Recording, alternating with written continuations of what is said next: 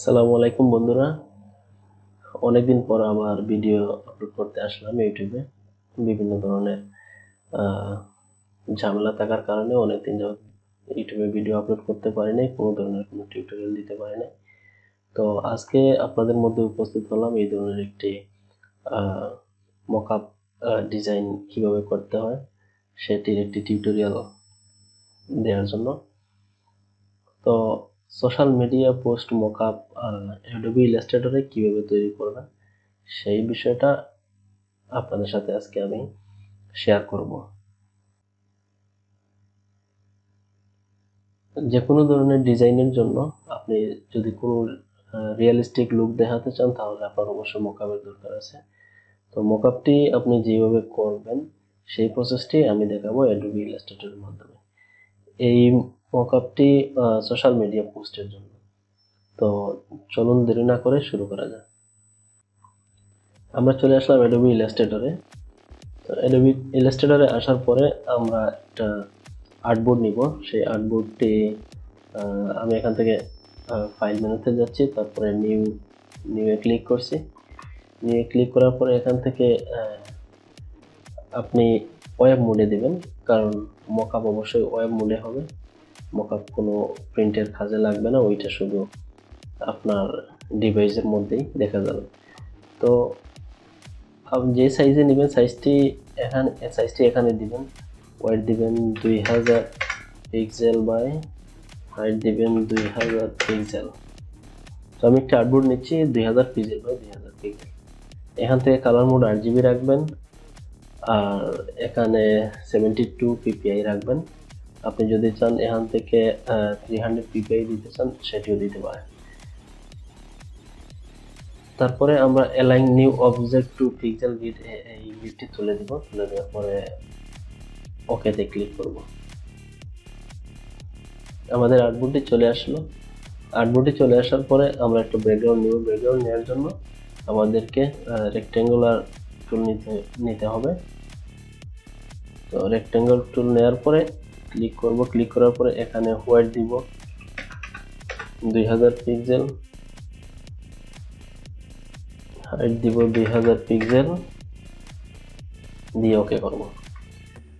ওকে করার পরে অ্যালাইনমেন্ট ঠিক করব। অ্যালাইন থেকে আপনি হরিজন্টাল অ্যালাইন সেন্টার, তারপর ভার্টিক্যাল অ্যালাইন সেন্টার করে দিবেন। কিন্তু এখানে আপনাকে দেখতে হবে যে অ্যালাইন টু আর্টবোর্ড আছে কিনা। যদি অ্যালাইন টু আর্টবোর্ড না হয় তাহলে আর্টবোর্ডের সাথে আপনার এটি অ্যালাইনমেন্ট ঠিক হবে না। সো আপনাকে অ্যালাইন টু আর্টবোর্ড সিলেক্ট করে দিতে হবে। সো এখানে দেখতে পাচ্ছেন যে স্ট্রোক কালার আছে। স্ট্রোক কালার, এখান থেকে স্ট্রোক কালারটি অফ করে দিব। তারপর ফিল কালারটিতে আমরা একটি কালার দিব, একটু কালো কালার দিব, গাঢ় না হালকা একটু কালো কালার দিব। এটি দিলাম। এটি দেওয়ার পরে আমি ব্যাকগ্রাউন্ডটিকে লক করে দেব, Ctrl+2 দিয়ে লক করব।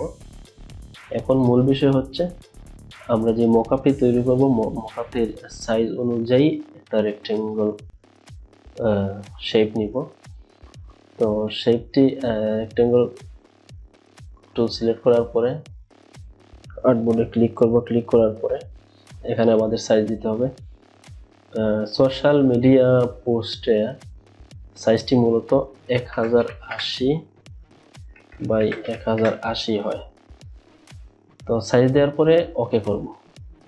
ওকে করে এটিকে আর্টবোর্ডের সাথে অ্যালাইন ঠিক করব। অ্যালাইনে যাব।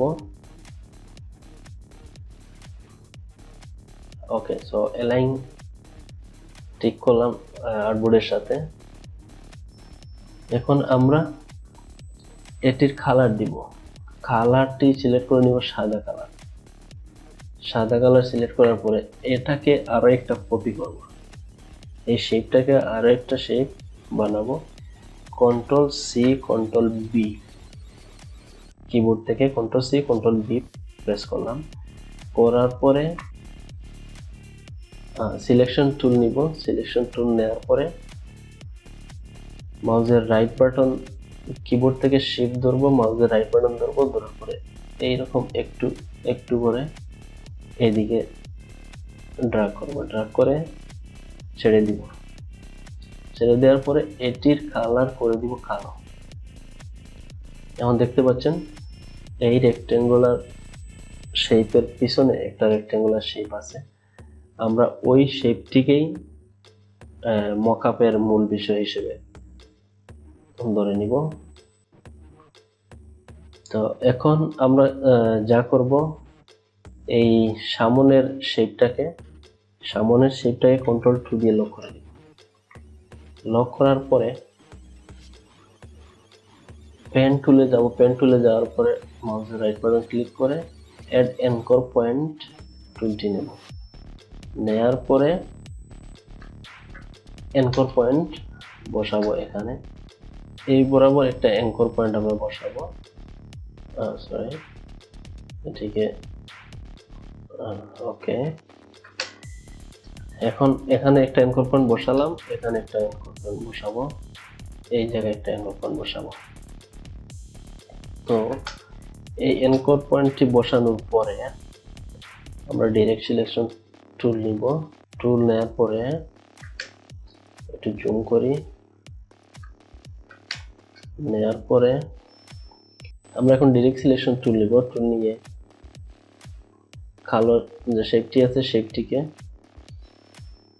সিলেক্ট করব। সিলেক্ট করার পরে এই যে অ্যাঙ্কর পয়েন্ট আছে, এই অ্যাঙ্কর পয়েন্টে একটা ক্লিক করব। ক্লিক করে আবার এটিকে ক্লিক করে ধরব। ধরে কিবোর্ডের শিফট বাটন চেপে এটিকে নিচের দিকে নামাবো। এখানে দেখতে পাচ্ছেন যে পিক্সেল, কত পিক্সেল অনুযায়ী আপনি এটিকে বাঁকা করবেন, নিচের দিকে নামাবেন। আমি এখানে 15 পিক্সেল দিলাম।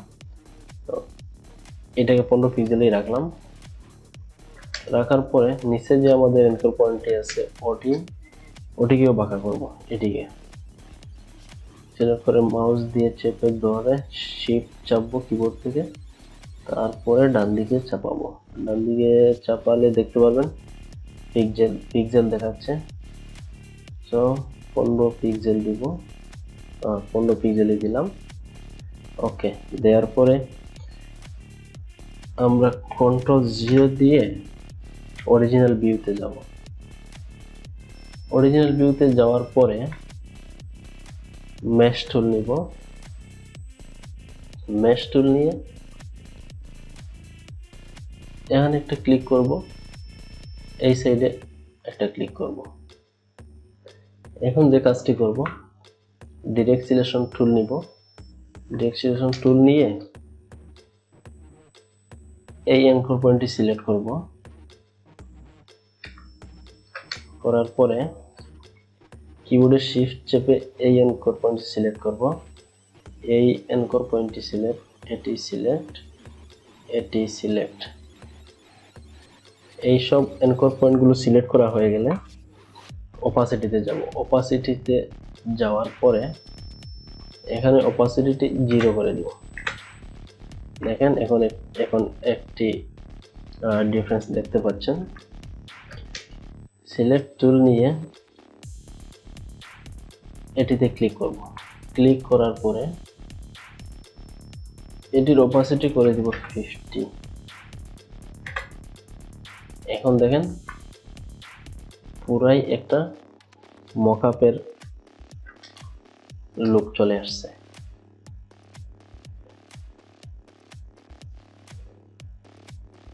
মকআপ ডিজাইনটি অলরেডি রেডি হয়ে গেছে। তো লেয়ার করার আগে আমাদেরকে আনলক করতে হবে। অনেকটি শেপ আছে আমরা লক করে রেখেছিলাম, ব্যাকগ্রাউন্ডও লক করে রেখেছিলাম। তো আনলক করার জন্য কিবোর্ড থেকে Ctrl+R2 চাপবেন। 2 চাপলে পরে সবগুলা আনলক হয়ে যাবে। এখন আমরা যাব লেয়ারে। এই যে লেয়ার দেখতে পাচ্ছেন, লেয়ারে ক্লিক করব। লেয়ারে ক্লিক করার পরে এই যে এরো চিহ্নটি আছে, এরো চিহ্নের মধ্যে ক্লিক করব। এখন আমরা এই যে দেখতে পাচ্ছেন এই চুলগুলো অন অফ করে আমরা সিলেক্ট করতে পারবো কোন শেপের কি নাম দিব সেটা সিলেক্ট করব। এইটা ইয়ে করলাম, অফ করলাম। দেখতে পাচ্ছেন যে ব্যাকগ্রাউন্ড টা অফ হয়ে যাচ্ছে, সো এটি হবে ব্যাকগ্রাউন্ড, সংক্ষেপে লিখতেছি বিজি। ওকে, এন্টার। এটি এটি শ্যাডো, এটি হ্যাঁ এটির নাম দিব শ্যাডো, এন্টার। এইটার নাম দিতে পারি প্লেস ডিজাইন। প্লেস ডিজাইন দেওয়ার কারণ হচ্ছে আপনি যখন মকআপের মধ্যে ডিজাইন বসাবেন তখন মূলত এই শেপের উপরে আপনাকে ডিজাইনটি বসাতে হবে। আর এই লেয়ার 1 এর নামটি দিয়ে দিব আমরা মকআপ।